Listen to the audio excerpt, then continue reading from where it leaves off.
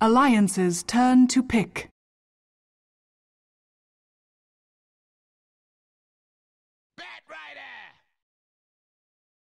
Navi's turn to pick.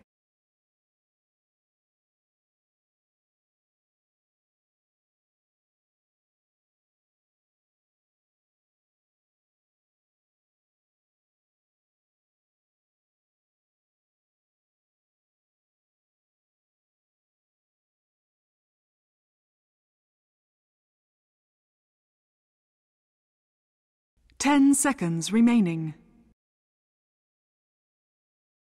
5 seconds remaining. Reserve time.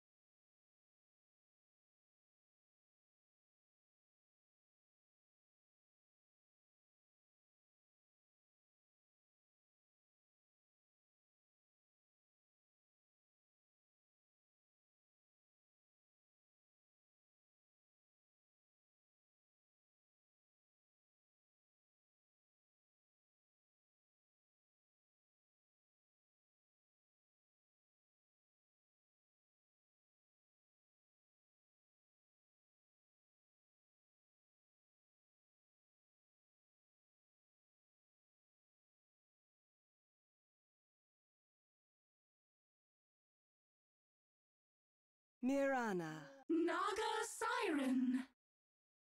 Alliance's turn to pick. Well, it's been a hell of a series so far. Alliance and Navi splitting it 1-1 to bring us now to Game 3. Game 1, Alliance held the course, able to weather the storm Navi brought to bear, managed to get a win there. Game 2, though, Navi was having none of it. Just flat out ran them over, was in control from the moment the game started and never looked back. And now looking for overall payback as Alliance did down them in a best-of-1 played in Dream League earlier today. They'd certainly like to walk away with a win right here and right now. I'm your host, Aaron AC Chambers, and joined for commentary and analysis once again by Trouf Dota. And Trouf, it's been a hell of a fun series to watch, and can't wait to see what these two teams have for us here in Game 3. Yeah, it has been a lot of fun. Last game was pretty fun. Unfortunately, with the technical difficulties of Game 1, I still had fun watching it. So, Game 3, the culminating game here. Mirana and Naga here picked up for Navi. I'm very curious to see how they run the Naga.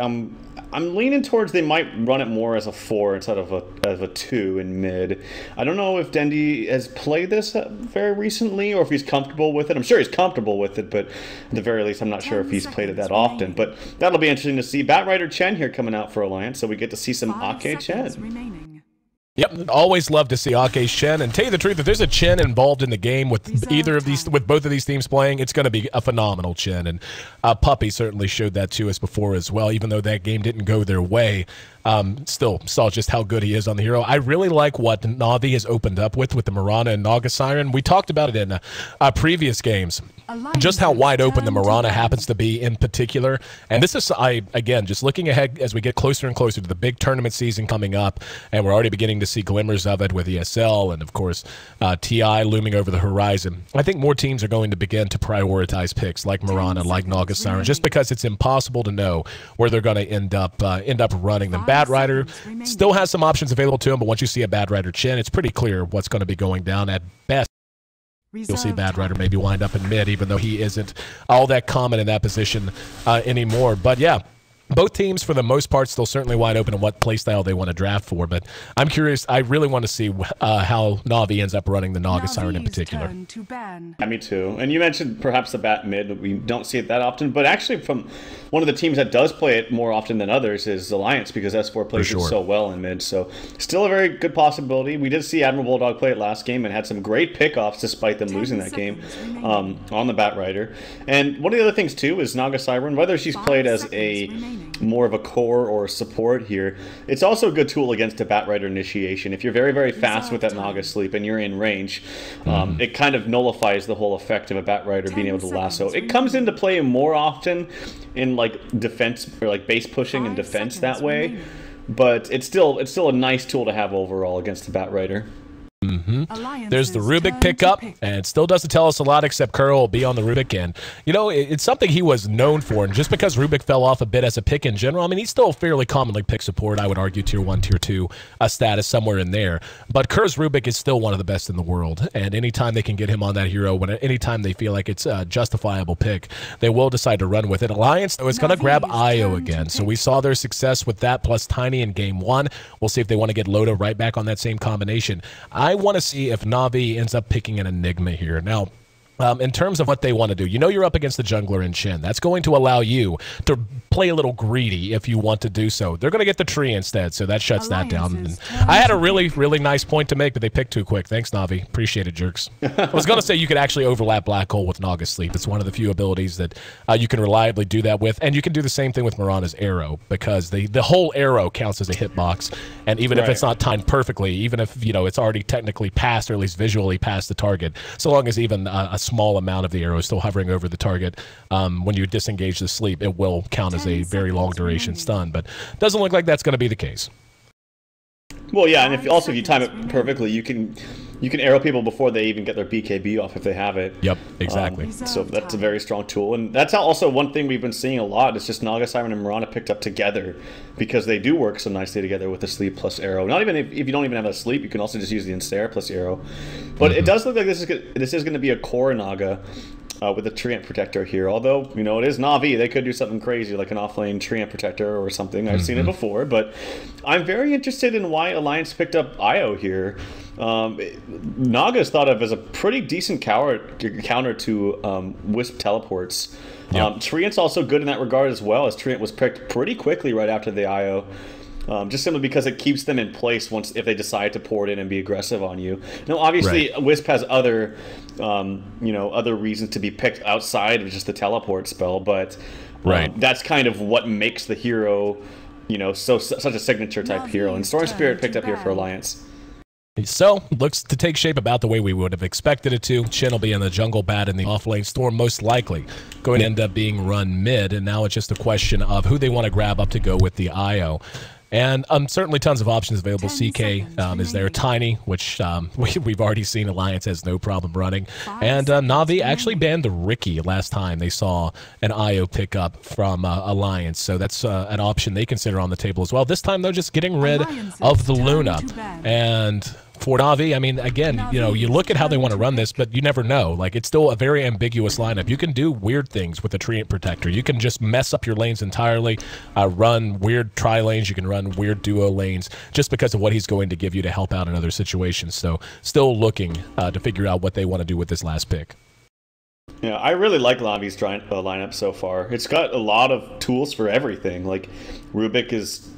And you were mentioning Rubik. I don't know why people don't pick him up more. I feel like this hero is just always been good and never been bad, or never been even mediocre. I just feel like in the right hands especially, even if you have crappy spells to steal, it's still extra spells that you can steal and use against the other team. And the lift is always going to be good, I think, from start to finish. It's going to be good here if you want to smoke gank the Storm early on, lift him up before he hits that level 6. It's good late game when you want to lift him up before he gets to BKB. So, yeah, I'm a big fan of the Rubik support, picked up at any time. And Queen of Pain last picked up here by... Na'Vi. We saw what Dendi did in mid as Queen of Pain against EG, and that was not fun if you're on the receiving end of Dendi's Queen of Pain.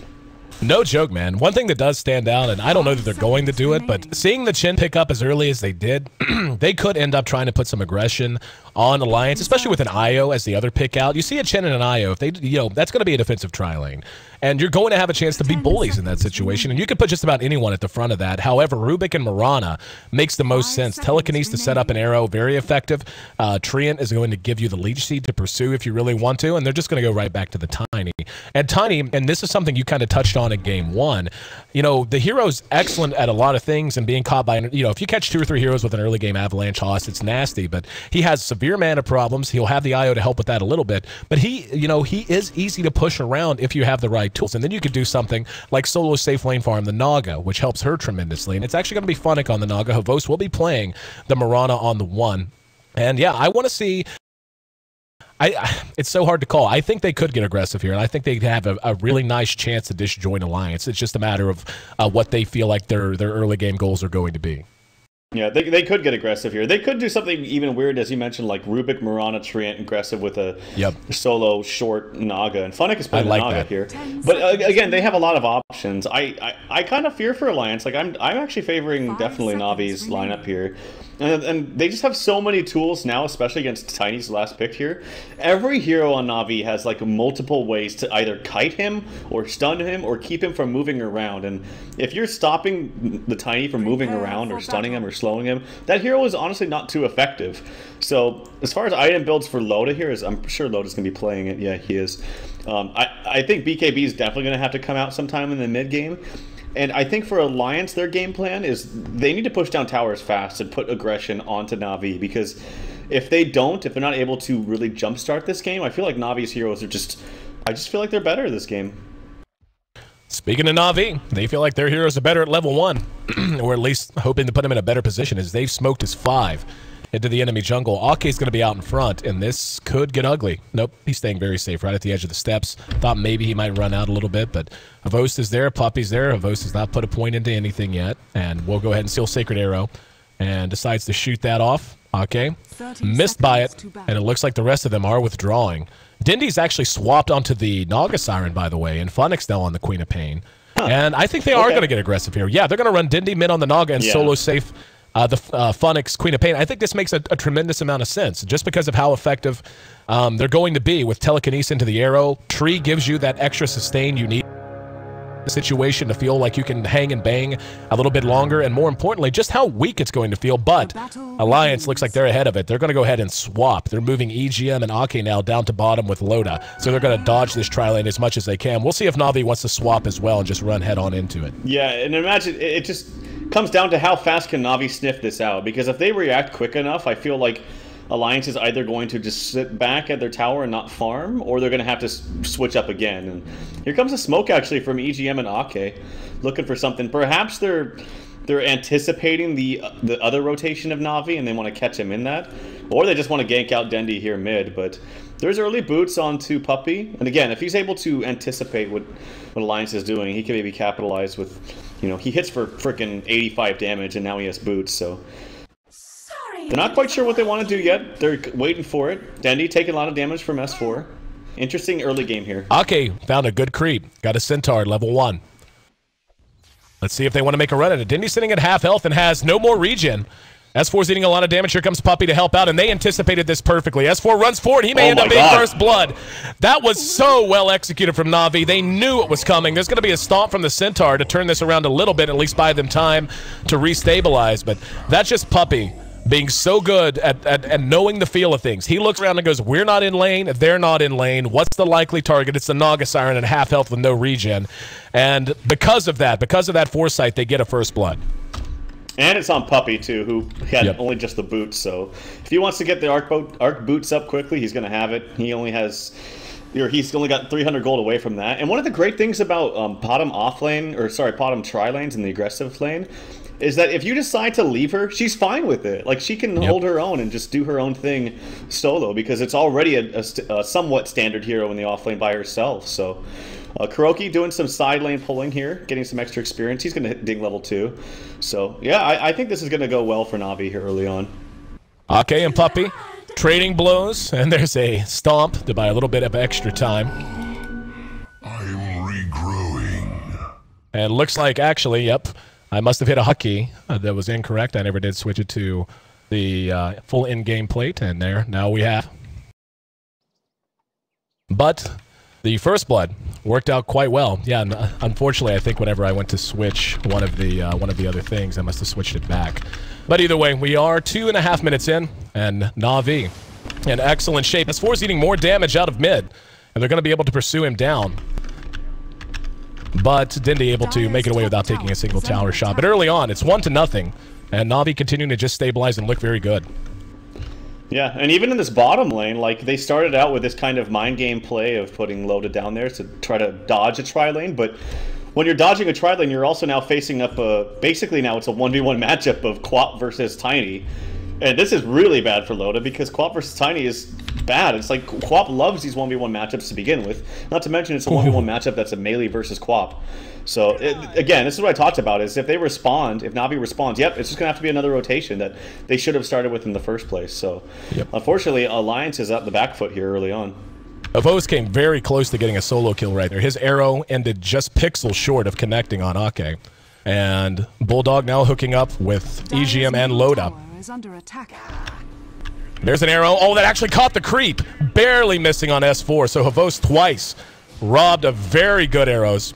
And that probably would have been the death of S4 there if he had managed to connect there. So he's beginning to get very active in Rome, sitting just short of level 4 now. Kuro at level 3.5, so he's gaining levels very effectively, just level 2.5 on the IO.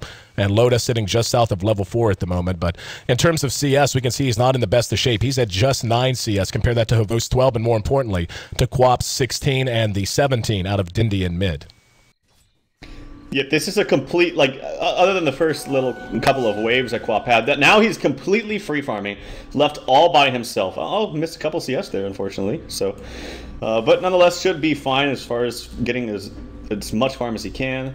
And yeah, they've left Havos up here now, and he's trying to roam back and forth and just kind of being a menace, honestly, to the other members of Alliance. And I haven't even really touched too much on Dendi, as it's actually relatively early on, but there's a lot of stuff that isn't happening, even though there's one kill. It's a lot of movement and stuff. But Dendi is just having basically free farm in mid as well. He's up to 23, 24 last hits now. Oh, missed that one. S4, as you can see, playing very defensive. He's almost level 6 now, and if they can gank him, they're going to want to soon. Havos, though, you make an excellent point. He's basically just running pure disruption now, and Ake is actually going to have the creep spotting him out. There's going to be a little bit of right-click damage onto it. He's going to head straight for the tower, but he's doing a lot to disrupt any kind of level gain for Ake, and just basically to keep him stationary. Usually you'll see Ake begin to rotate around and make things happen a little bit more reliably, but he really just hasn't had space to operate, sitting just south of level 3 already. And yeah, there's going to be an arrow. The stomp's off on the creep, and Ake eating some right click. Yep, there's the leap. He's going to get him. One more auto attack. Ake looking for some vision loss around the tree, but unable to do so. Here comes S4. Kuro's going to be there to try and jump him. He is level 6, jumps right on him. They still have the creep. Stomp up in 2 seconds. Here comes IO as well, and the Centaur unable to catch up with him. No, finally they do, as S4 was able to slow him down. Kuro could be in a return kill as well. Dendi rotated through. Bulldog's right there and prompts the Song of the Siren to keep himself safe, and he will be able to make it back to the high ground near his own tier 1. But Alliance grabbing a couple there in return, so it ends up being 2-2 when all's said and done. Yeah, he just got mana for that, Dendi, with the song, so kind of unfortunate. He was very, very close, and at the very least saving Kuroki, but not able to do so. Now, the good thing for Alliance in the meantime is Loda is free farming. Oh, missing CS right there. A lot of people missing CS this game. I pop into one lane and I see them miss a couple CS. I pop in another lane and see them miss CS. Oh well, it happens, I guess, but kind of unfortunate. Oh, Io killed by a neutral creep right there. I don't know if that was on purpose or not. Probably not, but it was very low. We could see the Alpha Wolf. Very, very low, so maybe getting out a little bit far ahead of it. Doesn't look like he lost a ton of gold, though, so shouldn't be the end of the world. Havos is going to be happy to come clean that up, though, as he'll gladly soak the XP and the gold. But so far, 6.5 minutes in, give or take. Who do you think's winning the early game? I mean, we can look at the graphs and see it's still very close. Navi has a slight edge in gold and experience, but I definitely feel like, wow, looks like there was actually a solo kill onto the Bad Rider. As, yeah, Funnick must have gotten that with a Scream of Pain plus a Shatter Strike. Up at top, we are going to have Loda engaged upon. Puppey right there to jump on top of him. There's a nice avalanche. Now S4 comes back in. They're going to get Kuro for sure. Trying to use the living armor to buy enough time. Puppey could end up being behind this as well. He's got help on the way. That's going to be Funnick. No ulti available. Use it at bottom. Puppey uses his wand charges. Funnick, though, with a big scream. Enough to send them. Havos has a Sacred Arrow up when he wants to spend it, and they're going to get Puppey behind that after the telekinesis. Actually, yeah, never mind. That wasn't, yeah. Funnick continuing to chase them down and gets a scream off, but another good return. There's going to be the arrow onto S4. Buddy walks around the corner and right into Loda. So Na'Vi getting very aggressive as they can, but still overextending just a bit, and Alliance able to walk away victors in that. That's going to make it 6-5, and they lost a lot of important heroes there. They did get Loda, but at the same time, they lost ground in both gold and experience, so favorable trade for A. That was like the definition of overextension. Those were just completely unnecessary deaths from Na'Vi. Starting off with Funnick blinking in, he got a little eager, saw an opening perhaps, but then that was maybe acceptable, but still kind of bad. But then Havos absolutely died for no reason. Like he should have seen what was coming. He already saw TPs coming in the way. The arrow connected. I don't know if his leap was on cooldown or not, but he wasn't using it, so I'm guessing it wasn't. And just should have backed out completely. So kind of interesting plays there from Na'Vi. Obviously, they're still in a good spot. If you look at just last hits, like Dendi is just free farming. Kuroki, some trouble in mid.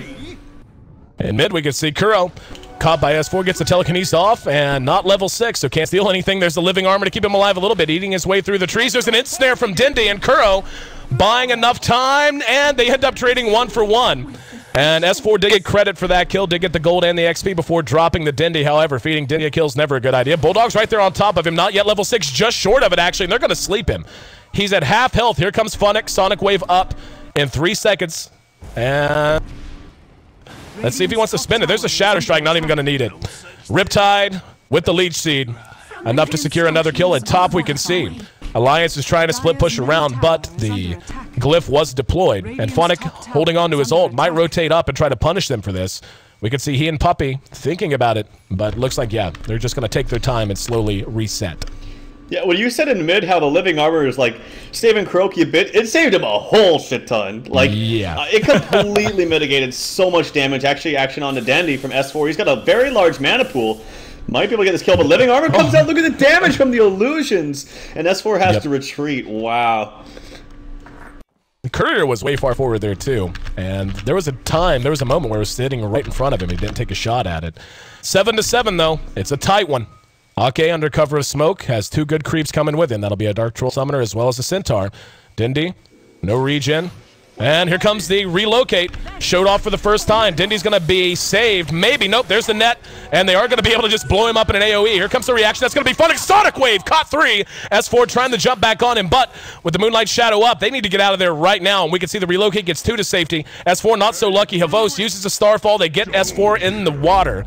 While Havos is able to pursue them out and get a double kill when all is said and done. Almost able to get the Summoner before he could scurry back to base. So Na'Vi loses Dendi, but gets a couple in return. And now they're ready to push the tier 1 down at the same time. Bulldog at level 7, about halfway to his Blink Dagger. They're going to need him to get active very soon. They really need him to catch up some. That was really well played by Funnick. He jumped in there, and it looks like a tasty, tasty fight for you to take if you're a Quap. He jumps in there, everyone's hooked up and like in the same little tiny 200 AoE. He throws out his ultimate and his nukes. But the thing is if he didn't blink backwards, they could have just turned on him and killed him instantly. And he understood that, and it was really a heads-up play by him actually. And just kind of used his abilities, kited him out, and waited for his cooldowns to come back up, and then Puppey was able to come in with the Leech Seed to secure a kill, and then nicely done by Havos as well to get the Starstorm off on 2. So nicely played by Na'Vi. Na'Vi making up all that ground. Alliance and almost cut it down to even. And off the good play, as you said, of Funnick and the reactions, they get a very nice exchange. Taking a look at Loda, he did end up going Midas, so he's going to be a ways away from his Scepter. Let's see what he's got on the way to him now. Not a whole lot, if anything. It's actually coming into someone else. And they're going to go and try to push the tier 1 mid, tier 1 bottom, or top, excuse me. Could be defended here. They got eyes now on EGM. Dendi's right there with him. There's the ensnare onto him. Not feeling confident about engaging into it. Puppey, the only familiar face there next to him. Is no glyph. They do manage to take the tier 1. Puppy's going to end up getting the overgrowth off, though, and they might want to initiate off of it. Funnick has ultimate up in 20 seconds. There's going to be a telekinesis on the load up, and caught him at the edge of the range. And oh, what an amazing relocate to get him back safety. Io's going to end up dead because of it for sure, but being able to save Loda there, about as big a play as you can ask for out of it. Yeah, I actually saw he had like 3 seconds left on the tether, and he was just waiting and waiting and waiting. And I believe also the ult from Chen gave enough time for Tiny to live there. If he didn't use it, I feel like Tiny might have died there. So nicely played by Ake, nicely played by EGM as well. We saw from the last engagement in mid, Alliance's lineup does have a lot of potential to actually roll over Na'Vi, but I think they need a few more key item pickups before they do so. Like, namely, they need the mech. They need the mech up on Chen. He's got about 1,000 gold. I wonder if he's going to buy mana boots before the mech. That's kind of interesting, but yeah, I feel like they're so close and be on the verge to just rolling over with good Chen creeps and a Bat Rider lasso. He's got 200 gold until his blink too. So if they get the blink up on the Bat, they get a mech up quickly onto Ake. I think they could have the potential to actually start rolling in team fights if they play it correctly. The problem they're going to have, though, is you already almost have a relic up on Dendi. So he's not far at all. That's scary. From having a Radiance. And he has farmed phenomenally. He's sitting atop the net worth. A lot of that comes down to the good play of Puppy, Kuroki, and, in my opinion, very much so due to Havost, who we saw just running basically the Chaos Maker for Na'Vi, just really not allowing Alliance a lot of room to operate. He might get caught here, though. Funnick's right there with him, gets off the scream, and Havost eats another tower shot. Living Armor's right there with him, and there will be no pursuit. Arrow slightly to the left. And Alliance has to reset and regroup behind their own tower. At top, we can see S4 is split pushing onto the top tier 1. And Bat's going to go and show off the Blink Dagger for the first time. Funnick's a fantastic pickoff for them, as they needed to get him off the map at some point. S4 also manages to bring down that tower at top completely unimpeded. So another big exchange, and things are getting close to even again, as we see cut down from 4,000 plus. Oh, Arrow top! The Arrow onto S4. He doesn't have a whole ton of mana. There's the Living Armor buying him some time, and S4 going toe-to-toe with him and cleans him up one-on-one. He dodged the Starstorm! S4 making big plays and hanging despite being caught. So all of a sudden, again, that graph dipping down very, very low, cut to more than half just over the last few seconds. But Loda, to me, is the big question mark. He's got a Midas. What's he going to get next, and how quick's he going to get it? Obviously, the Scepter seems the obvious choice, but he needs it soon before that Radiance comes out. Yeah, I would say that he'd probably go drums because he got the bracer, but I've seen Loda buy bracers before and just leave it bracers, buy like 3 more items, and then get drums at 35 minutes. I've seen him do it before. But yeah, no, obviously the Scepter is probably the best thing here. S4, man, what a player. That was such a huge play, and that was honestly a big turn of events. Now, we talk about, Dendi. Does he have his Radiance yet? Yeah, a few more 100 gold, so he'll have Radiance soon, but this could be bad, honestly, for Na'Vi. I mean, the items are coming out now for Alliance, slowly but surely. Okay, he's saving up 1,600 gold. And if he gets that mech, I don't know, S4's really farmed. I feel like, oh, he finds Kuroki, but Dendi's nearby. Should be fine. Yep. S4, still hanging around a little bit. Dendi's on the low ground, and he will go ahead and jump away.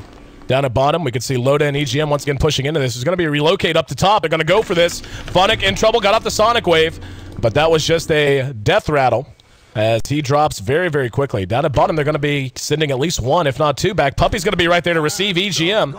Hand of God going to be used. He actually got sent home by Chen. That's so sick. Cast the Sin back before he relocated, and using the Hand of God to secure his passage home. Well played. This is a fun game to watch. I'm having no joke. This is entertaining. All right. Yeah, that was a good play by obviously both EGM and Ake, and now it starts to wonder as, you know, I don't like talking about this as the game goes on, but this Wisp is starting to be a really big nuisance for Na'Vi, and as we saw in Game 1, EGM just played it fantastically, especially when we got to the mid to late game, and we're not even quite there yet, as we're slowly approaching it. But S4, he's almost got his Orchids, really good for him. Tower goes down for Na'Vi, so nicely done for them. And yeah, I am also curious. Oh, it is going to be a fast Scepter here for Loda. Yep, needs to be, as the Radiance is now done on Dendi, so brought it out about 16 minutes. It's not completed on his hero yet, but it is on the way right now, the recipe.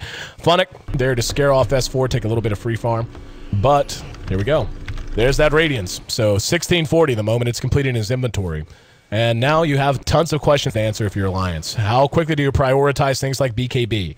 How much do you want to fight right now? Are you going to try to play gank? Are you going to prioritize Loda, or excuse me, Dendi? Or are you going to prioritize protecting Loda? We'll see. Bulldog working on his force staff, has about 2/3 of it complete now. And Loda just with the point booster up right now. Gonna take some time for him to really get going. It is, but we saw what happened in game one. Well, I mean, you did. I was kind of messing with a bunch of shit, but yeah, we saw collectively what happened once he got his core items, and with a nice lineup behind him. Now they don't have as many heals as they had that one game, but they also do have Chen, and he does finally have his mech now. He can purchase it right now if he wants to. And I feel like if they start grouping up and playing these fights correctly, with again, this is the whole bat issue, as we have a Roshan here come out, and I think it was pinged out actually by Alliance. I'm not 100% sure. Is under attack. Yeah, they know. Loda pings it out, but it's too late. It's just taking too much damage.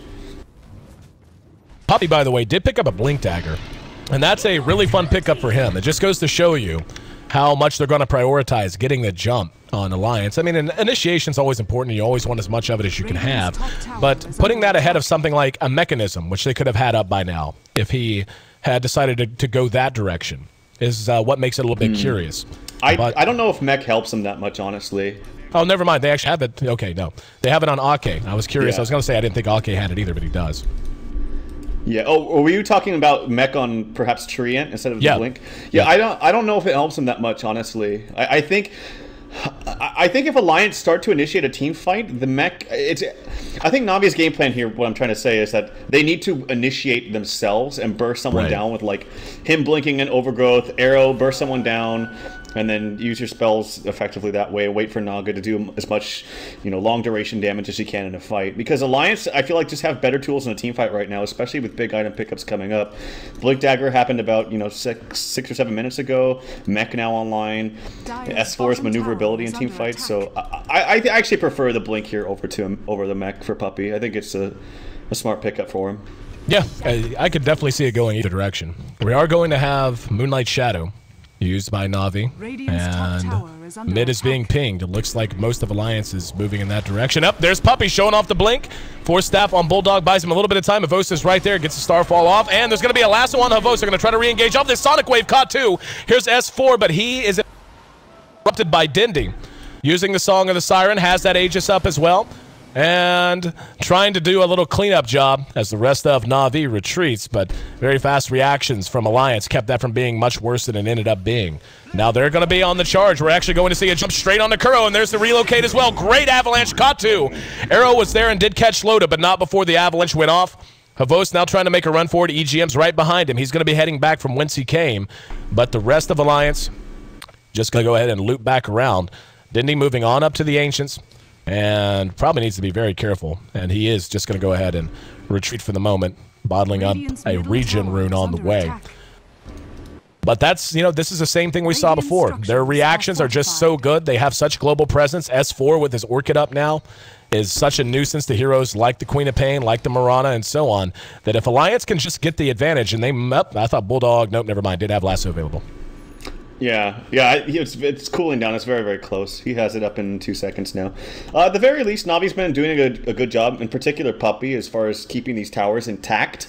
He's constantly using living armor on them to keep them up, and bottom tower is pretty much the same HP. The problem now I see, the biggest one for Na'Vi is you have a very, very farmed Naga, and this game is definitely a game. Like, it's going to be, I think, perhaps in the long haul.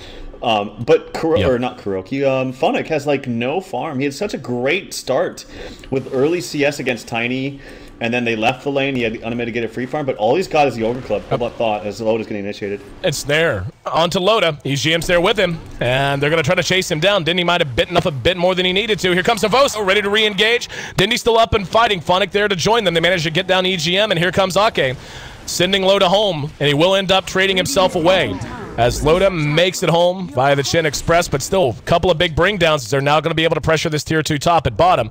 S4 is going to be there to bring down the tier 1 bottom. So they are trying to get what they can. Bulldog with Lasso available, S4 with the Orchid, still probably not enough to reliably stop this ensuing push. Not 20 seconds until Chin's back up, and 10 until Io's back up. And yeah, Loda's just going to go ahead and go to mid and farm. Yeah, and this is smart. They know they can't fight it head on right now with the position that they're in, and Bulldog's just sitting behind S4. So if they don't have like mass TPs bottom, if it's just one TP trying to defend, this person, whoever it is going to die. So they're going to need more than one person down here. Here comes just one. Oh, nope, he's changing his mind. There we go. Havos going to be lassoed. Coming right on top of S4, followed up with the Orchid, and a free one there. Dendi came in with the song, trying to make something happen. And they did catch Bulldog, but it doesn't look like they're that interested. Yep, the relocate's in. Dendi has to run for it. Behind that, we see Kuro using the toss as best he can, but the real thing, tossing the real hero as Dendi loses the Aegis. Loda's right there with Bulldog, and Dendi in trouble. Funny comes in, hits a big Sonic Wave, though, and is able to get at least one return kill. He's out of mana now, though, and can't contribute a whole lot more except right clicks. Will have Shadow Strike if he wants to spend it, and nope, doesn't even have to. Had just enough for a scream. Now Loda's going to be cut off by Puppy. Got off the overgrowth before the avalanche connected, and the arrow comes in from Havost. Shot from way far back in that jungle, and that ends up being another big win for Na'Vi, even though it looked like it was going to be all Alliance. 16-16, 32 kills in a 22-minute game, and they're split right down the middle. Still very close, however, Na'Vi does hold a bit of an edge, getting up to 3,000 gold. The experience, though, in favor of Alliance, even that's being cut down on and coming back close to 0. Really smart play by Puppy, giving him the flank and the cutoff right there. And just not to mention his living armors have been on point. Like, they've really been effective this game, and that's one of the biggest reasons why you pick a tree, is just being able to save people. And it also kind of jukes out the other enemy team. They think they have an easy kill, they think they're doing lots of damage, then a living armor comes up, and then they have to reassess how much damage they actually really do. And it does throw teams off. Here comes a big initiation from S4 onto Havos. He jumped from the tier 2 just about, and still may be able, nope, not quite able to get him. Exactly. Living armor, man. Yep, able to make it away, and Puppy saving his brother once again. And Dendi now with a Yasha up, looks like he wants to go man to style. And this is just so close, man. It really is. Like, either team could take any of these fights in big fashion. They can pay each other back if they're slow and retreating. Like, this is just going to be such an unbelievable fun game to watch, I think. Yeah, I'm looking up the net worth. The one thing that's good for, well, obviously good for Na'Vi. On to Funnick, who was lassoed by Bulldog. They bring him down. And we'll see if they're going to send Loda back with EGM. He may just go ahead. They're got the retether in just a minute. No, they're going to go ahead and leave him here. And EGM's going to be going back to the other side of the map, right into a couple of Naga illusions as they chase him down. They may be able to burn him down by the time all's said and done. He's able to tether up to a creep, and Ake right there with the mechanism. Great teamwork and great play. As Na'Vi's a little spread out at bottom, they're going to have to decide if they want to account for this tier 2. There's the living armor onto it. No glyph available. They will be teleporting one in. That's going to be the tree. And the tower taking a ton of damage. There's the overgrowth, going to catch 2. Mass TP's coming in off of that. S4 able to jump away. And 4 staff on Loda, however, Dendi's song is there. Has the ensnare ready. And we'll see who they spend it on. It's going to be up. Oh, great arrow on the S4. A little late, but still able to connect on it. They managed to pick him off behind the fight. There's the long-range ensnare from Dendi. He runs forward, gets tossed an avalanche. Loda is hitting very hard, but not hard enough. As Na'Vi secures 2 turn kills and 2 big ones, bringing down S4 and Loda at the same time. That's 18-17 now, and they're going to get things moving back in their direction, and they certainly have. Now up to almost the highest lead in the game. The experience, though, still very close to 0. Yeah, I think that was a bit of a greedy decision there from Alliance to stick around. They had a really great disengage and good play from EGM and Ake once he came back. But as soon as he came back and the members of Na'Vi saw Alliance still pushing, you saw Havos pinging out bottom, like, let's go, let's go. They don't have 2 members. And they capitalized on that very, very quickly. So nicely played by Na'Vi, but I think Alliance just really overstayed their welcome right there, and they needed to disengage a lot earlier. Couple of Manta styles coming out for Na'Vi. Dendi has his waiting back at the base. Havost has his already on him. And Dendi just now completes his as he teleports home. Kuro does have a blink dagger. Haven't talked a whole lot about that. The value of mobility items for the Rubik can't be underestimated. But the tier 2 still standing. Tier 2 bottom and mid are both still up, while Na'Vi maintains a 2-tower lead.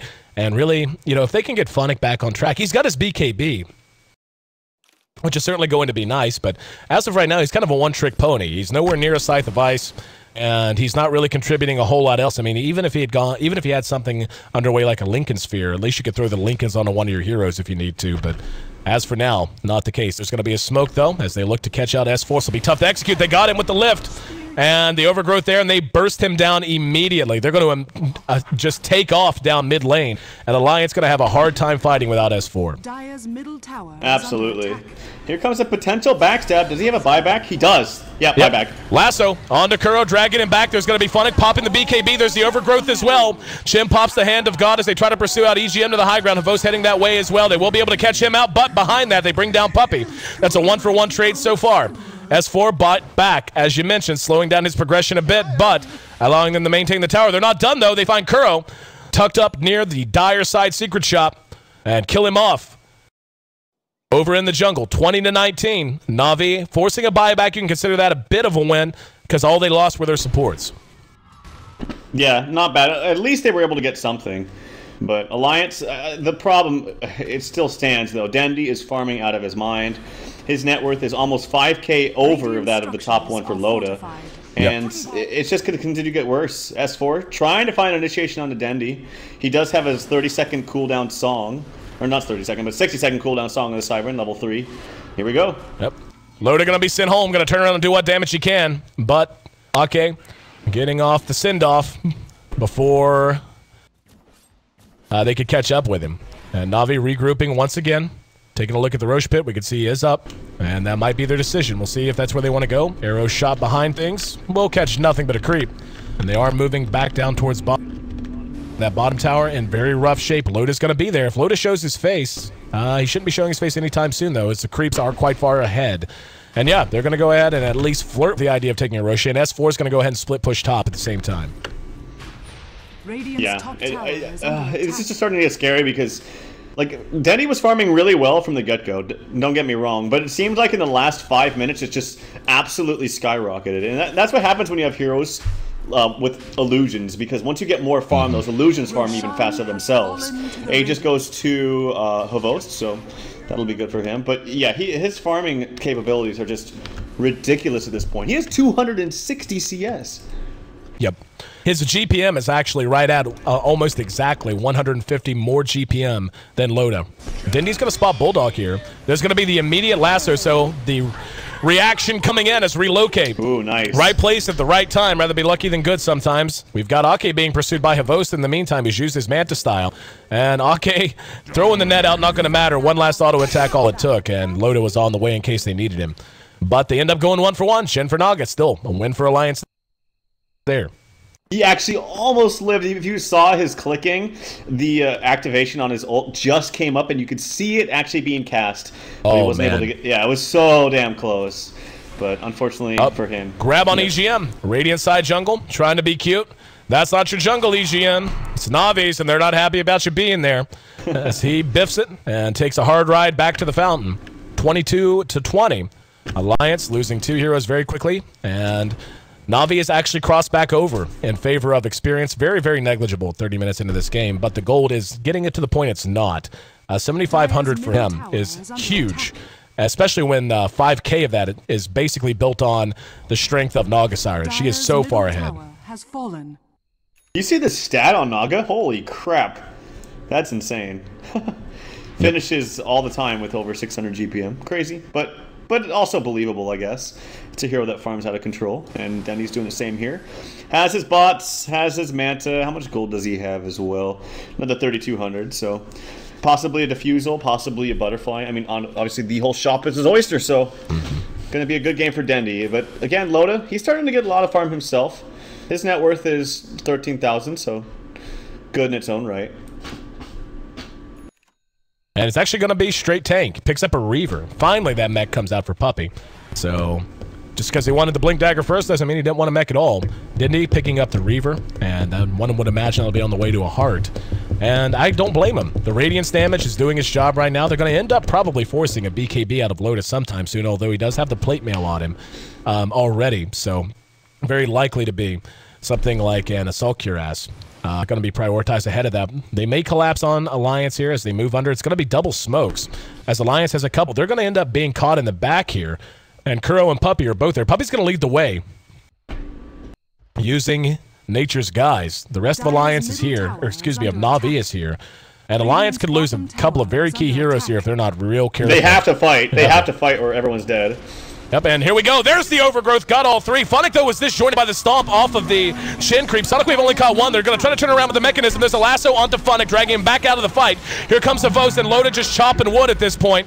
They do manage to bring down two right off the bat, but Loda's big enough. He might be able to get some payback. They get the Aegis off of Avos, but he does drop by the time all's said and done. So they trade 3 for the Aegis.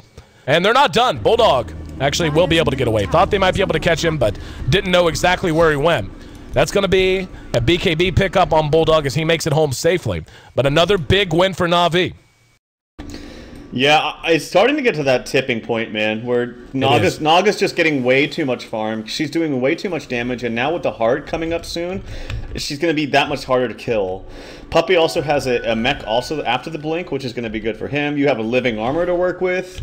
You have Kuroki doing his things on Rubik with disjoining or lifting whoever he needs to, stealing. The spells aren't that great to steal, but they also killed Chen before he was able to get his Hand of God off, which isn't the hugest deal, but it definitely makes a difference. And I feel like Alliance, their game plan needs to be with a Bat Rider and Storm Spirit, I think. They need to pick off 1 or 2 heroes, even just 1 hero before a fight starts. That's their strength of the lineup, at least right now, until Loda gets more farm. Taking a look at S4, he seems to be working on a BKB. BKBs really are going to be the name of the game for Alliance, and this is kind of what we had mentioned before is, you know, you see that Radiance come out as early as it did. Those items need to be prioritized. Even though Ensnare does go through, just being able to cope with that damage. I mean, Queen of Pain right now is finally on her way to a Scythe of Ice, and actually is going to have it up relatively soon, which is impressive in its own right. But wow, very soon, yeah. Yeah, like I thought he was going to be much further behind. But how about a little chat trivia? What player has the most wins on Naga Siren in 6.80 Pro Dota? 2 with a 9-3 record and a downright ridiculous 702 GPM. I think we have an inkling on that one, so I'm not even going to say it. Just going to see if the chat can guess it, because I'm sure they can. And a little bit of a tip in the title of that coming out from Nahaz. So GG Nahaz, GG. Yeah, but no, I agree. Funnick now with the Scythe is, it's going to be so good, because S4 has been working for the longest time for this BKB, but now if a Scythe comes out, he's just going to be kind of screwed in team fights. And you know that he's going to be focusing him too, because that's the hero that's the most maneuverable and does the most damage right now. Oh, this could be a counter bait coming out. Yep, relocate comes in. There's Dendi. Arrow. Oh, arrow. Bad timing from Dendi on the song. If he had waited for the arrow to connect, might have been a little bit better. They are going to still try to follow it up. Here comes Kuroki coming right on in, and they relocate. Manages to get them back home. And Havost. Go ahead. I don't know why Dendi waited so long. The time was ticking with Wisp. Yep. If he just disengaged that, killed Wisp, then Tiny would have nowhere to go. That was very questionable play, in my opinion. Maybe trying to do something funky timing. Maybe he was trying to deliberately wait for Wisp to go away so they could solo kill someone, but they didn't do that, so I don't know. Lasso on the Puppy, drug back to Loda, who's waiting with him. There's try to get the never mind. I thought he was gonna try to overgrowth, but Havost teleporting in, gonna look to punish him. There's the ensnare, locking Loda down. Can they get the arrow off? He actually guessed he was going to run and guessed wrong. There's going to be Hand of God as Loda continues to try and fight this out, but he's burning the death from that burn damage on the Naga. They're going to get him. Loda force-staffed, one last auto attack, not enough. BKB going to be used on Bulldog as he's trying to do anything to save his teammates. Here comes S4, they're going to punish Dendi for this, and Loda's still alive. Comes back in with the avalanche, and that's a huge kill. Havost uses the ulti, BKB up on S4. They have no detection for Havost right now, even though he has 7 stacks of sticky napalm on him. The rest of Na'Vi trying to follow up. Funnick's at full health and trying to rejoin with them. He ended up dying at top and is back off a fresh rebuy. There's an arrow shot towards where they thought S4 was going to be after the invis, but did not connect. At the end, though, Na'Vi sits at 26 to 23 in terms of kills. And they did level off the gold a little bit there, did Alliance, but still, double-digit lead, or 5-digit lead, I should say, excess of 12,000 in favor of them. Too easy for RTZ as he takes that stat. Yep. Easy. No, this just goes to show you the team play of Alliance, especially when they have multiple healers on their team for Tony. As Tony's able to live so long. Oh, relocate bottom. Funnick, he's getting caught out by a bat. Dunskies. Yep. And Funnick is just the whipping boy right now, as they're having his way with him. Yeah, but Tony, like, I keep saying Tony now because the damn chat, man. But Tiny is just like, he's so tanky if you have Wisp and people to support him and multiple heals. And like you said, I thought for sure he was dead, but a really, really nice heads-up forestaff. I believe that was Admiral Bulldog's forestaff. Yeah, yep. Really good job by keeping him. They were constantly still healing him with Wisp, but he needed to be out of range of, as you mentioned, the Radiant Spur, not to mention just auto attacks in general. So really nicely played by Admiral Bulldog there. Loda's getting very large. BKB is done. Followed up the Assault Cuirass. And looks like they're ready to just go ahead and start pushing. Now, this is where things get real chancy. And you always hit a point in the game if it goes this late against a Tiny. If you're at all slow in reacting, if you're at all out of position, especially with an IO, he's just going to take every building you own. And you can't lose fights anymore. If you lose fights and Tiny survives, right, especially if there is an IO up, he's going to take buildings. And that's just how that's going to be. So Na'Vi has to tighten up a little bit. They have to stop giving away these free kills. It's going to get only worse from here. And S4, BKB up of his own, 1,500 gold in the bank. Funnick still working on that damn Scythe of Ice. His farm seems to like go up, and it's like peaks and valleys here for him. It's either taking forever or he starts skyrocketing and getting 5,000 gold per minute. But here comes a Pada multi here, looking for something. He does have a gem on him. Not that it really matters that much, but yeah, has a gem. I was like thinking, good to know. Yeah, I was like, maybe there might be Invis Heroes on Alliance. Who knows? Never know. Here we go. Dendi's right there. Oh, this is a big pick if they can get Loda. EGM's pursued out by Havos behind the fight. Funnick's there forcing out the BKB. They're going to turn and try to fight this out. Dendi's so damn tanky, though, with that hard up. And they're spreading the damage out. There's going to be a mech. This is like a boss fight. It's taken so long and so much personnel, but they do get him.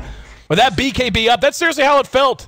You had your aggro heroes. You had trying to kite him around. And he just kept getting bigger and bigger and angrier. But now, finally, Scythe of Ice is done on Funnick. And they're ready to push on in. 28-24. Na'Vi with quite a big lead. And that's going to be a buyback on IO. In the meantime, does Loda have buyback? He does not. That's a huge consequence. 55 seconds until he's back in the fight.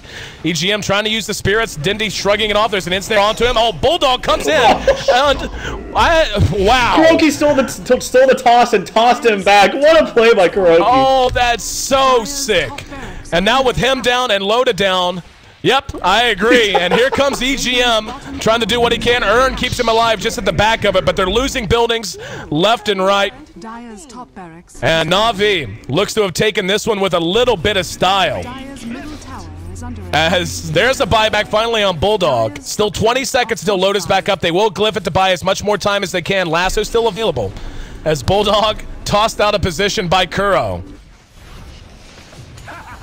Still can't get into position now. Here we go. They're going to come back in. Bulldog going to be Scythe of Ice. As soon as he came in, though, there's the overgrowth. And now S4 next to die. Loda is going to be up in 2 seconds. Funnick's going to track down the kill on S4 and a scream just to let him know he means business. S4 right back up and coming back out, though. And, yeah, looks like he might have the same face. There's the big boy, though, Loda. Telekinese. Can they keep him under control? Pops his own BKB. Havos able to kite him out. And the rest of Na'Vi looks like they might vacate shortly. Maybe not. Dendi says to hell with it. Come fight me. As the BKB now on cooldown, and that's very difficult for Loda to come back in. That's one set of racks remaining now. That's bottom. Loda comes on back out, and it's going to be Scythe of Ice. Burning down an S4 once again back up and trying to bounce around. There's a nice avalanche toss. Dendi in trouble. Havost chasing him down with Kuro. S4's down for the count this time. 95 seconds. Dendi taking a lot of damage from Loda, but Loda eating some as well. EGM might end up burning to death, and they do bring down Loda finally, or Dendi finally. Loda manages to get the kill, but coming back in Havost, along with Funnick, takes him down and forces the buyback. Tier 3, chipped away at. He's the only one still up, and it looks like they're not scared. Dendi right back up and back into the fight because of the boots of travel. He's going to be scythed again by Funnick. Kuro sitting right at the edge. Has toss if he needs it, but they're just kiting him. Blink by Funnick. And here comes Ake doing what he can, but it doesn't matter. Loda just can't overwhelm the swarm, and that's it. GG. What a conclusion, what a series, and what a win for Na'Vi. Amazing. It was a really fun game to watch. And, you know, the supports, they don't get enough love. They don't put out the biggest numbers. They're not the ones putting the team on their back, so to speak. But I got to give so much credit to Puppy.